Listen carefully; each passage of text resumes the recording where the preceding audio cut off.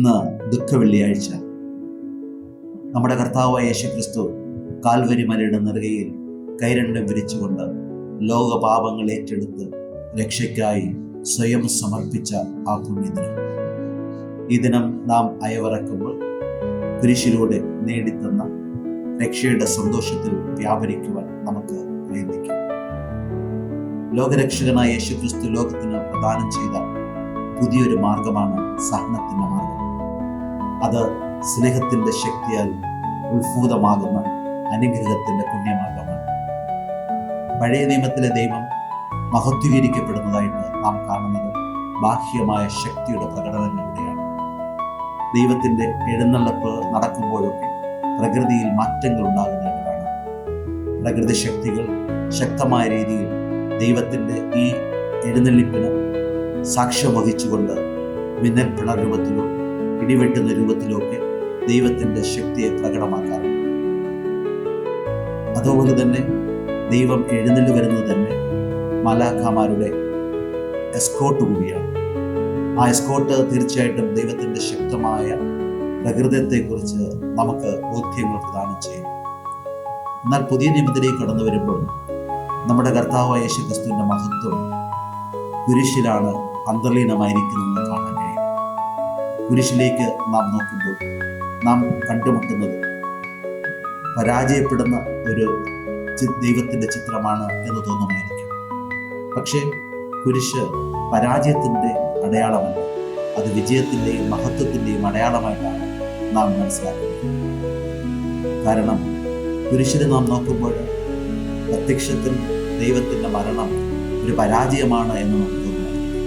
എന്നാൽ അവിടെ മനുഷ്യരൂപം പ്രാപിച്ച ക്രിസ്തുനാഥൻ മരണപ്പെടുന്നു എങ്കിൽ തന്നെയും മരിക്കാതെ നിലകൊള്ളുന്ന ദൈവത്തിൻ്റെ ഹൃദയപൂർവമായ ഒരു ചിത്രം നമുക്ക് കാണാനാണ്. പിതാവായ ദൈവത്തിൻ്റെ വലിയൊരു സ്നേഹമാണ് ആ കുരിശിലൂടെ ശക്തമായ രീതിയിൽ തെളിഞ്ഞു കാണുന്നത്. ആ കുരിശിലൂടെ തെളിഞ്ഞു കാണുന്ന ദൈവത്തിൻ്റെ സ്നേഹത്തിൻ്റെ രൂപത്തിൽ മരണമില്ല. പ്രത്യക്ഷത്തിൽ യേശു മരിക്കുന്നുവെന്ന് നമുക്ക് തോന്നുന്നില്ല. ആ മരണത്തെ അതിജീവിക്കുന്ന ദൈവസ്നേഹത്തിൻ്റെ ആ രൂപം നമുക്ക് ആ കുരിശിൽ കാണാൻ കഴിയും. ഒരിക്കലും മരിക്കാതെ സ്വയം പകർന്നു നൽകുന്നു, സ്വയം മുറിച്ചു നീക്കി നൽകുന്നു, സ്വയം പിച്ചി ചീന്തി പൂർണ്ണമായിട്ട് നമുക്ക് വിളമ്പിത്തരുന്ന വലിയൊരു സ്നേഹത്തിൻ്റെ പ്രകടമായ ഉദാഹരണം കുരിശിലെ മരണത്തിൽ നമുക്ക് കാണാൻ കഴിയും. അതുകൊണ്ട് തന്നെ ഈ പകർന്നു നൽകൽ, ഈ പങ്കുവച്ച് നൽകൽ രക്ഷ നമുക്ക് നൽകുവാനുള്ള സ്വയസമർപ്പണം. ഈ സമർപ്പണത്തിൽ പങ്കാളിയാകുന്ന ഓരോ മനുഷ്യനും രക്ഷയുടെ പന്ഥാവിലാണ് എന്ന് വളരെ വ്യക്തമായി നമുക്ക് മനസ്സിലാക്കാൻ കഴിയും. ഈ യേശുക്രിസ്തുവിൻ്റെ സ്നേഹത്തിൻ്റെ രൂപം നമുക്ക് നൽകുന്നത് വലിയ അനുഗ്രഹത്തിൻ്റെ സന്ദേശങ്ങളാണ്. കുരിശ് നൽകുന്ന പ്രധാനപ്പെട്ട സന്ദേശങ്ങളെ 4 നമുക്ക് ചിത്രീകരിക്കാം. ഒന്നാമത്തെ സന്ദേശം എന്ന് പറയുന്നത് കുരിശ് ജീവിതത്തിൻ്റെ ഭാഗമാണ് എന്നതാണ്. എല്ലാ പാരമ്പര്യങ്ങളിലും എല്ലാ സംസ്കാരങ്ങളിലും കുരിശില്ലാതെയാക്കുവാനും രോഗങ്ങളും ദുരിതങ്ങളും ഉന്മൂലനം ചെയ്യുവാനുമുള്ള മാർഗങ്ങൾ അന്വേഷിക്കാം. പല മതങ്ങളും അതിന് വ്യത്യസ്തമായ രീതികൾ അവലംബിക്കുന്നതായി കാണാൻ കഴിയും. എന്നാൽ കർത്താവായ യേശുക്രിസ്തു കുരിശ് എങ്ങനെയാണ് ഇല്ലാതാക്കേണ്ടതെന്നല്ല, മറിച്ച് കുരിശ് എങ്ങനെയാണ് സ്വീകരിക്കേണ്ടതെന്ന് നമുക്ക് പാഠം പകർന്നു. അതുകൊണ്ട് തന്നെ കുരിശ് നമുക്ക് നൽകുന്ന സന്ദേശം കുരിശിലെ വേദനകളും ജീവിതത്തിൻ്റെ നൊമ്പരങ്ങളും സമചിത്തതയോട് സ്വീകരിച്ചുകൊണ്ട് ജീവിതത്തിൻ്റെ ബന്ധാവിൽ മുന്നോട്ട് പോകണമെന്നുള്ളത്. കുരിശിൻ്റെ മുന്നിൽ പതറാതെ, കുരിശിൻ്റെ മുമ്പിൽ തളരാതെ അവയെ സമചിത്തതയോടുകൂടി സ്വീകരിക്കുമ്പോൾ ഉണ്ടാകുന്ന ശക്തിയാണ് കാൽവരിയിലെ ശക്തി. അതാണ് കുരിശിൻ്റെ സഹന ശാസ്ത്രം നമ്മെ പഠിപ്പിക്കുന്ന മനോഹരമായ ദൃഷ്ടാന്തം. കുരിശ് തരുന്ന രണ്ടാമത്തെ സന്ദേശം എന്ന് പറയുന്നത് കുരിശിലൂടെ വിജയം നേടുക എന്നുള്ളതാണ്. ഭാരത ചിന്തയനുസരിച്ച് നാം പറയാറുണ്ട് ഉഷ്ണേന ശാന്തി എന്ന്. ഉഷ്ണത്തെ ഉഷ്ണം കൊണ്ട് ദൂരീകരിക്കുന്ന ഒരു രീതിശാസ്ത്രം ഇതിലടങ്ങിയിട്ടുണ്ട്. നമ്മുടെ കർത്താവും അത് തന്നെയാണ് ചെയ്തത്. വേദനയെ വേദന കൊണ്ട് മാറ്റുക, ദുഃഖത്തെ ദുഃഖം കൊണ്ട് ദൂരീകരിക്കുക, പ്രശ്നങ്ങളെയും പ്രയാസങ്ങളെയും അവ ഏറ്റെടുത്തുകൊണ്ട് ഇല്ലാതെയാക്കുക. തീർച്ചയായിട്ടും ഒരു മനുഷ്യനെ സംബന്ധിച്ചിടത്തോളം ദുഃഖങ്ങളെയും ദുരിതങ്ങളെയും ഇല്ലാതാക്കാനുള്ള ഏറ്റവും വലിയ മാർഗം അതിലൂടെ വിജയം കണ്ടെത്തുക എന്നുള്ളതാണ്. യേശുക്രിസ്തു ആ അർത്ഥത്തിൽ കുരിശെടുത്തുകൊണ്ടാണ് ജീവിതത്തിന്റെ വിജയം നേടാൻ നമ്മെ പഠിപ്പിക്കുന്നത്. അവിടുന്ന് വ്യക്തമായിട്ട് പറഞ്ഞു, നിന്റെ കുരിശും എടുത്തുകൊണ്ട് എന്നെ അനുധാവനം ചെയ്യുക. യേശുക്രിസ്തുവിനെ അനുധാവനം ചെയ്യുവാൻ വിളിക്കപ്പെട്ടിട്ട് നമ്മൾ ഓരോരുത്തരും നിരന്തരം കുരിശെടുക്കുവാൻ ബാധ്യസ്ഥരാണ്, കുരിശ് സ്വീകരിക്കുവാൻ കടപ്പെട്ടവരാണ് എന്നുള്ള വലിയ പാഠമാണ് ഇതിലൂടെ നമുക്ക് മനസ്സിലാക്കുവാൻ കഴിയുന്നത്. ഒന്നാമതായി കുരിശ് നമുക്ക് നൽകുന്ന സന്ദേശം, നാം ജീവിതത്തിൽ കുരിശ് എടുക്കുന്ന മനുഷ്യരെ സഹായിക്കണം എന്നതാണ്. ചുറ്റുപാടും നാം തിരിഞ്ഞു നോക്കുമ്പോൾ പലപ്പോഴും കുരിശുകൾ ഏറ്റുവാങ്ങിക്കൊണ്ടു പോകുന്ന മനുഷ്യരെ കാണാൻ കഴിയും. ജീവിതത്തിൽ സ്വയമേവ സ്വീകരിക്കപ്പെടുന്ന കുരിശുകൾ ധാരാളമാണ്. പക്ഷേ അങ്ങനെ കുരിശ് വഹിക്കുന്ന മനുഷ്യരെ കാണുമ്പോഴും അവരുടെ കുരിശെടുത്ത് സഹായിക്കുക എന്നതാണ് കുരിശ് തരുന്ന മൂന്നാമത്തെ സന്ദേശം. കർത്താവായ യേശുക്രിസ്തു തൻ്റെ ജീവിതത്തിൻ്റെ വേളകളിലൊക്കെ കുരിശ് വഹിക്കുവാൻ സഹായിക്കുന്നവനായിട്ടാണ് കടന്നു വരുന്നത്. അന്ധകാരമാകുന്ന കുരിശ് വഹിച്ചു കൊണ്ടുപോകുന്ന മനുഷ്യന്റെ ജീവിതത്തിലെ അന്ധത മാറ്റിക്കൊണ്ട് അവന് കാഴ്ചയുടെ പുതിയ ലോകം കാണിച്ചു കൊടുക്കുന്നു. ചെകിടതമാൻ ബാധിച്ച് കേൾവി നഷ്ടപ്പെട്ട ആ മനുഷ്യന്റെ ചെകിടത ഏറ്റെടുത്തുകൊണ്ട് ചെകിടതയാകുന്ന കുരിശിനെ താൻ തൻ്റെ ജീവിതത്തിന്റെ ഭാഗമാക്കിക്കൊണ്ട് അവന് കേൾവിയുടെ ലോകം തുറന്നു കാണിച്ചു.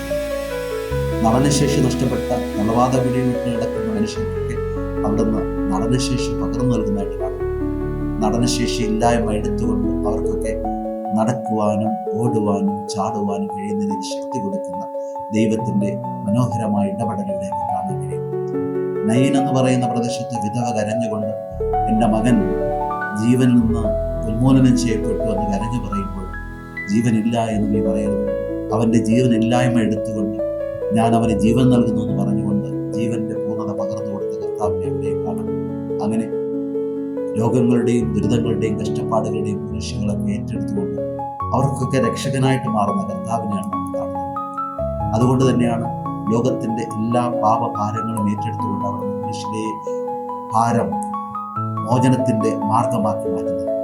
കുരിശിലെ ഭാരം ഒരു മോചനത്തിന്റെ പുതിയ വിപ്ലവം സൃഷ്ടിക്കുന്ന മാർഗമായിട്ട് അവർ നൽകുന്നത്. അതുകൊണ്ട് തന്നെയാണ് കുരിശിന്റെ മാർഗത്തെ സഹനത്തിന്റെ മാർഗമായും സ്നേഹത്തിന്റെ മാർഗമായും നാം കാണുന്നത്. നാലാമത് കുരിശ് തരുന്ന സന്ദേശം എന്ന് പറയുന്നത്, നമ്മുടെ ജീവിതത്തിൽ നാം മറ്റുള്ളവർക്ക് കുരിശാകരുതേ എന്നുള്ള സന്ദേശമാണ്. സ്വയമായി കുരിശ് വഹിച്ചു പോകാൻ കടപ്പെട്ടവരാണ്. പക്ഷേ ഈ കുരിശിന്റെ ഭാരം വർദ്ധിപ്പിക്കുവാൻ ഉതകുന്ന രീതിയിലുള്ള പ്രവർത്തനങ്ങൾ നമ്മുടെ ജീവിതത്തിൽ ഉണ്ടാകരുതെന്ന് അവിടെ നമ്മെ ആഹ്വാനം ചെയ്യുന്നു. നമ്മുടെ കുടുംബങ്ങളിൽ നാം പരസ്പരം കുരിശാകാൻ പാടില്ല. ഭാര്യ ഭർത്താവിനോ ഭർത്താവ് ഭാര്യയ്ക്കോ മാതാപിതാക്കൾ മക്കൾക്കോ ഒക്കെ കുരിശായി കുടുംബജീവിതം താറുമാറാക്കാതെ പരസ്പരം കുരിശെടുക്കുന്നവരായിട്ട് മാറണമെന്നാണ് അവിടെ ആഹ്വാനം ചെയ്യുന്നത്. അയൽപ്പക്കക്കാർക്ക് കുരിശായിക്കൊണ്ട് നമ്മുടെ സാഹോദര്യത്തിന് സൗഹൃദം നഷ്ടപ്പെടുത്താതെ അവരുടെയൊക്കെ കുരിശെടുക്കണമെന്നാണ് കർത്താവ് പറയുന്നത്. ആകയാൽ കുരിശിന്റെ വളരെ അർത്ഥവത്തായ സന്ദേശം എന്ന് പറയുന്നത്, നാം ഒരിക്കലും മറ്റുള്ളവർക്ക് കുരിശിന്റെ ഭാരമായി മാറരുത്. കുരിശിന്റെ വേദനയെ ശക്തിപ്പെടുത്തിക്കൊണ്ട് അവർക്ക് അമിതമായ വേദനയും ദുഃഖവും നൽകുന്നവരാകരുത്. കുരിശെടുക്കുന്നവരാകണം, കൊടുക്കുന്നവരാകരുത് എന്നുള്ളതാണ്. യേശുക്രിസ്തുവിന്റെ മാർഗവും അത് തന്നെയാണ് നമുക്ക് പകർന്നു തരുന്ന ശക്തമായ സന്ദേശം. ടോണി ഡിമല്ലോ തൻ്റെ the prayer of the frog എന്ന് പറയുന്ന പുസ്തകത്തിൽ ഒരു കഥ പറയുന്നുണ്ട്. ഒരു ചെറുപ്പക്കാരൻ യാത്രാമധ്യേ വലിയൊരു കുഴിയിലേക്ക് തെന്നി വീണു. ആ കുഴിയിൽ കിടന്ന് അവൻ കാലും കൈയും ഇട്ട് അടിച്ച് വേദനയോടുകൂടി ഞെരിപിരി കൊള്ളുകയാണ്. കുറെ കഴിഞ്ഞ് അവൻ പുറത്തേക്ക് വരുവാൻ വേണ്ടി ചാടി നോക്കി. എന്നാൽ അവന് പുറത്തേക്ക് വരുവാൻ കഴിഞ്ഞില്ല. അവൻ അവിടെ കിടന്ന് നിലവിളിക്കുവാൻ തുടങ്ങി. ഈ കുഴിയിൽ നിന്ന് എന്നെ ആരെങ്കിലും രക്ഷിക്കണമേ എന്ന് ഉറക്കെ നിലവിളിച്ചു. ഇങ്ങനെ നിലവിളിയുടെ ശബ്ദം കേട്ട് കൺഫ്യൂഷ്യസ് എന്ന് പറയുന്ന മതസ്ഥാപകൻ അതുവഴി കടന്നു വന്നു. അദ്ദേഹം നോക്കിയപ്പോൾ കുഴിയിൽ വീണ് കൈയും കാലും ഇട്ട് അടിച്ചുകൊണ്ട് മുകളിലേക്ക് കയറാൻ പരിശ്രമിക്കുന്ന യുവാവിനെ കണ്ടു. ആ യുവാവിനോട് കൺഫ്യൂഷ്യസ് എന്ന് പറയുന്ന ചിന്തകൻ പറഞ്ഞു, ശക്തി നിന്നിൽ തന്നെ അന്തരീനമാണ്. നിന്നിലുള്ള ആ ശക്തി ആവഹിച്ചെടുത്തുകൊണ്ട് ഉയരേക്ക് ചാടുക, അതുവഴി രക്ഷ പ്രാപിക്കുക. അവൻ സർവശക്തിയും എടുത്തുകൊണ്ട് ആ കുഴിയിൽ നിന്ന് പുറത്തേക്ക് വരുവാൻ ചാടുന്നു. പക്ഷേ അവന് കുഴിയിൽ നിന്ന് രക്ഷപ്പെടുവാനായി. കുറെ കഴിഞ്ഞപ്പോൾ ബുദ്ധ ഭഗവാൻ അതുവഴി കടന്നു. ബുദ്ധൻ നോക്കിയപ്പോൾ ആ മനുഷ്യൻ കൈയും കാലും അടിച്ചുകൊണ്ട് കുഴിയിൽ നിന്ന് പുറത്തു വരാൻ പരിശ്രമിച്ചുകൊണ്ടേയിരിക്കുന്നു. ബുദ്ധനെ നോക്കിയിട്ട് ആ ചെറുപ്പക്കാരൻ കേണപേക്ഷിച്ചു, എന്നെ ഈ കുഴിയിൽ നിന്ന് രക്ഷിക്കണമെന്ന്. ബുദ്ധൻ അവനോട് പറഞ്ഞു, ഒരു മനുഷ്യൻ്റെ ജീവിതത്തിൻ്റെ ദുഃഖത്തിനും ദുരിതത്തിനും കാരണം അവൻ്റെ ആഗ്രഹങ്ങളാണ്. ആഗ്രഹങ്ങൾ ഉന്മൂലനം ചെയ്യുവാൻ വേണ്ടി അവൻ അഷ്ടാംഗമാർഗം അഭ്യസിക്കണം. ബുദ്ധൻ ആ ചെറുപ്പക്കാരന് അഷ്ടാംഗമാർഗം അഭ്യസിപ്പിച്ചു കൊടുത്തു. അഷ്ടാംഗമാർഗം അഭ്യസിപ്പിച്ചു കൊടുത്തതല്ലാതെ അവനെ രക്ഷപ്പെടുത്തുവാൻ അദ്ദേഹം പരിശ്രമിച്ചു. കുറെ കഴിഞ്ഞപ്പോൾ കർത്താവായ യേശുക്രിസ്തു അതുവഴി കടന്നു വന്നു. ഈ ചെറുപ്പക്കാരൻ്റെ നിലവിളിയുടെ ശബ്ദം കേട്ട് അടന്ന് കുഴിയിലേക്ക് നോക്കി.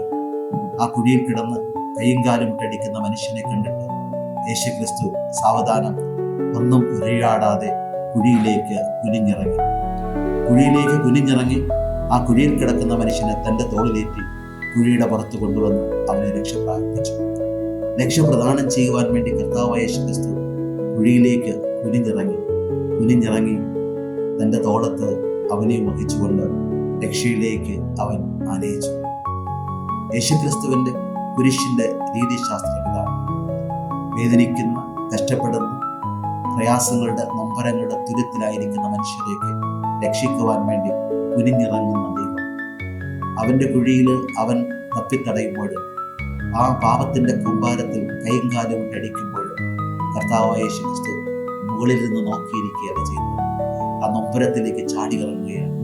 ആ വേദനയിലേക്ക് ചാടി ഇറങ്ങിക്കൊണ്ട് അവനിൽ ഒരുവനായി മാറുന്ന മനോഹരമായ ദൃഷ്ടാന്തമാണ് ഈ കുരിശിൻ്റെ ദിവസം നമുക്ക് കർത്താവ് പ്രദാനം ചെയ്യുന്നത്. കുരിശിൻ്റെ വിളി ഇത് തന്നെയാണ്.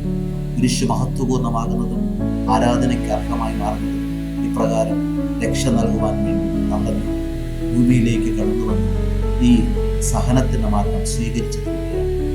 ഈ സഹനത്തിൻ്റെ മാർഗം തന്നെയാണ് ക്രിസ്തു ശിഷ്യൻ തൻ്റെ ജീവിതത്തിലുടനീളം ഏറ്റുവാങ്ങേണ്ടത്. അങ്ങനെ ഏറ്റുവാങ്ങുമ്പോഴാണ് അവനും ജീവിതത്തിൽ അനുഗ്രഹം സ്വന്തമാക്കുവാൻ കഴിയുന്ന വ്യക്തിത്വത്തിനുടമയായിട്ട് മാറുന്നത്. ദി നൈറ്റ് എന്ന പുസ്തകത്തിൽ എലിവിസർ എന്ന് പറയുന്ന ഒരു യഹൂദൻ വളരെ ഹൃദയസ്പർശിയായ ഒരു സംഭവം വിവരിക്കുന്നുണ്ട്. നാസി പട്ടാള ക്യാമ്പാണ് രംഗം. ഹിറ്റ്ലർ യഹൂദന്മാരെ ഓരോരുത്തരായി കൊന്നൊടുക്കുന്ന സമയം പട്ടാള ക്യാമ്പിലെ തടവ് അറകളിലും ഗ്യാസ് ചാമ്പറുകളുമായി അവരെ കിടത്തിയിരിക്കുകയാണ്. ആ സാഹചര്യത്തിൽ നാസി പട്ടാളക്കാരുടെ ക്രൂരമായ പ്രവർത്തനങ്ങൾക്കെതിരെ ശക്തമായ രീതിയിൽ ശബ്ദിച്ച ഒരു യഹൂദനുണ്ടായിരുന്നു. അയാളെ ഒരു പാഠം പഠിപ്പിക്കുവാനും മറ്റുള്ളവർക്ക് ഒരു താക്കീത് നൽകുവാനുമായി അദ്ദേഹത്തെയും അദ്ദേഹത്തിൻ്റെ ഭാര്യയെയും കുഞ്ഞിനെയും പൊതുജന മധ്യത്തിൽ തൂക്കിക്കൊല്ലുവാൻ വേണ്ടി അവർ തീരുമാനിച്ചു. അതനുസരിച്ച് തടവുപുള്ളികളെല്ലാം ഒരുമിച്ച് കൊണ്ടുവരികയും അതിൻ്റെ മുന്നിൽ നിൽക്കുന്ന ഒരു വൃക്ഷത്തിൽ 3 കയറുകൾ കെട്ടി ആ 3 കയറുകളിലായി ഈ പിതാവിനെയും മാതാവിനെയും അവരുടെ പിഞ്ചുകുഞ്ഞിനെയും അവർ തൂക്കിയിട്ടു. പിതാവ് ഉടനെ തന്നെ ആ കയറിൽ പിടഞ്ഞു മരിച്ചു. രണ്ടാമത് ആ മാതാവും ആ പിതാവിനോടൊപ്പം ആ കയറിൽ പിടഞ്ഞു മരിക്കാനിടയായി. മൂന്നാമത് കുട്ടി ആ കയറിനേക്കാൾ ഭാരം കുറവായതുകൊണ്ട് പിടഞ്ഞ് ആ വൃക്ഷത്തിൽ ആടിക്കൊണ്ടിരിക്കുകയാണ്. ആ കുട്ടിക്ക് മരിക്കാനായില്ല. ആ കുട്ടിയുടെ ആ പിടഞ്ഞുള്ള മരണത്തിൻ്റെ വേദനയുടെ ദുഃഖം കണ്ട് യഹൂദരെല്ലാം പൊട്ടിക്കരയുകയും നിലവിളിക്കുകയും ചെയ്യുകയാണ്. എലിവിസറിൻ്റെ അടുത്ത് നിന്ന് മറ്റൊരു യഹൂദ തടവുപുള്ളി എലിവിസറിനെ നോക്കി ഉറക്കെ നിലവിളിച്ചുകൊണ്ട് ചോദിച്ചു, എവിടെയാണ് ദൈവം? ദൈവം ഇതൊന്നും കാണാത്ത ഒരു ക്രൂരനാണോ? എലിവിസർ അല്പം ശാന്തനായി നിന്നിട്ട് കണ്ടമിടറിക്കൊണ്ട് ഇങ്ങനെ ഉറക്കെ വിളിച്ചു പറഞ്ഞു, ഉണ്ട്, നമ്മുടെ ദൈവം ഇത് കാണുന്നുണ്ട്. എലിവിസറിനോട് ആ സഹതടവുകാരൻ ചോദിച്ചു, അപ്പോൾ പിന്നെ എവിടെയാണ് നമ്മുടെ ദൈവം? എലിവിസർ ആ തടവുപുള്ളിയോട് പറഞ്ഞു, ആ കയറിലേക്ക് നോക്കൂ. ആ കയറിൽ ആ പിഞ്ചു കുഞ്ഞിനോടൊപ്പം നമ്മുടെ ദൈവവും പിടഞ്ഞു മരിക്കുകയാണ്. നമ്മോടുകൂടെ പിടഞ്ഞു മരിക്കുന്ന ഒരു ദൈവം, നമ്മുടെ വേദനകളിലും ദുഃഖങ്ങളിലും നമ്മിൽ ഒരുവനാകുന്ന ദൈവം, നമ്മിൽ ഒരുവനായി നമ്മുടെ ദുഃഖത്തോടൊപ്പം ഒന്നുചേർന്നുകൊണ്ട് ആ ദുഃഖത്തെ രക്ഷയുടെ മാർഗമാക്കുവാൻ നമ്മുടെ ദുഃഖം സ്വയം ഏറ്റെടുക്കുന്ന നല്ലവനായ ദൈവം. അതുതന്നെയാണ് ഈ കുരിശ് നമുക്ക് നൽകുന്ന സന്ദേശവും. പെസഹ കുഞ്ഞാടായി ബലിയർപ്പിക്കപ്പെട്ട കർത്താവായ യേശുക്രിസ്തു ലോകത്തിൻ്റെ നാനാഭാഗങ്ങളിൽ വേദന അനുഭവിക്കുന്ന, കഷ്ടതകൾ അനുഭവിക്കുന്ന, ദുഃഖത്തിൻ്റെ വേദനയുടെ താഴ്വാരങ്ങളിൽ കാലും കൈയുമിട്ടടിക്കുന്ന മനുഷ്യരോടൊപ്പം ചേർന്നുകൊണ്ട് അവരുടെ ദുഃഖങ്ങളൊന്നായി ഏറ്റുവാങ്ങിക്കൊണ്ട് കാൽവരിമലയിൽ നമുക്കായി ബലിയായി സ്വയം സമർപ്പിതമാകും. ഈ യാഗാർപ്പണത്തിൻ്റെ ദിനം ആചരിക്കുമ്പോൾ യേശുക്രിസ്തുവിനോടൊപ്പം നമ്മുടെ സഹനങ്ങളും വേദനകളും ചേർത്ത് വെച്ച് മോചനത്തിൻ്റെ സാന്ത്വന സന്ദേശമാക്കി മാറ്റുവാൻ കുരിശാകുന്ന ആ ബലിയിലെ ദിവ്യയാഗം നമ്മെ ഓരോരുത്തരെയും മാടി